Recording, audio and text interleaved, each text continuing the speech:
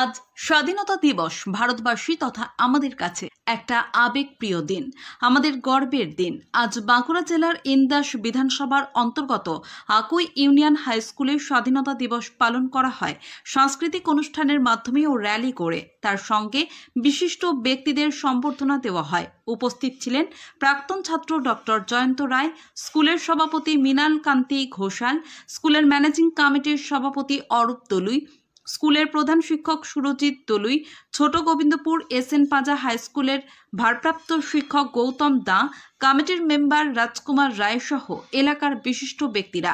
এছাড়াও শিক্ষক শিক্ষিকা ও ছাত্রছাত্রীরা উপস্থিত ছিলেন এই অনুষ্ঠানে। ভারতীয় প্রজাতন্ত্রের একটি জাতীয় দিবস এদিন। 1947 সালের 15ই আগস্ট ভারত ব্রিটিশ রাজশক্তির শাসন কৃতিত্ব থেকে মুক্ত হয়ে স্বাধীনতা অর্জন করেছিল। সেই ঘটনাকে স্মরণীয় করে রাখার জন্য প্রতি বছর 15ই আগস্ট তারিখটিকে ভারতের স্বাধীনতা দিবস হিসেবে পালন করা হয়ে আসছে।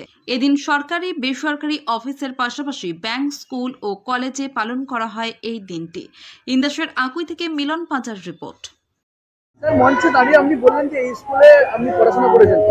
একটা টাইম ছিল আপনি বসেছিলেন সামনে, অন্য যারা অতিথিরা আসতেন তারা পেছনে বক্তৃতা দিতেন। আজকে আপনি বক্তৃতা দিচ্ছেন, ছাত্রছাত্রীদের শুনতে কেমন লাগছে? প্রথমত এটা আমার নিজের স্কুল, আমি এখানে পড়াশোনা করেছি, তো সবসময় একটা ছোটবেলার স্মৃতি আমাদের কাছে মধুর হয়।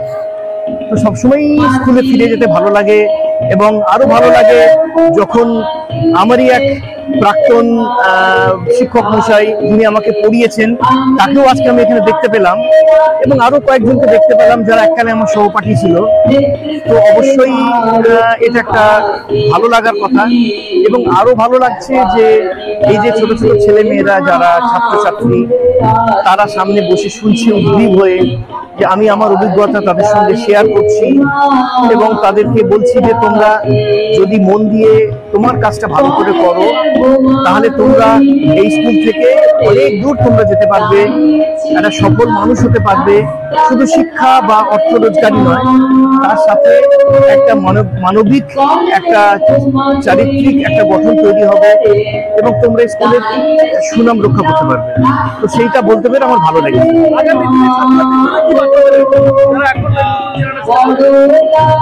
শিক্ষার কোনো বিকল্প নেই।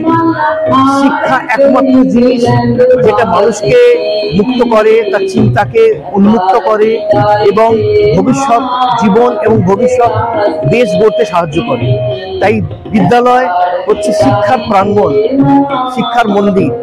এখান থেকে সব রকম শিক্ষা নিতে হবে, শুধু বইয়ের শিক্ষা নয়, চারিত্রিক শিক্ষা, মানসিক শিক্ষা। শিক্ষকদের কাছ থেকে সব রকম সাহায্য নিয়ে, তাদের উপদেশ নিয়ে এগিয়ে যেতে হবে, যাতে তারা ভবিষ্যতের দেশ গড়ার কাজে যুক্ত হতে পারে। এটাই বলি।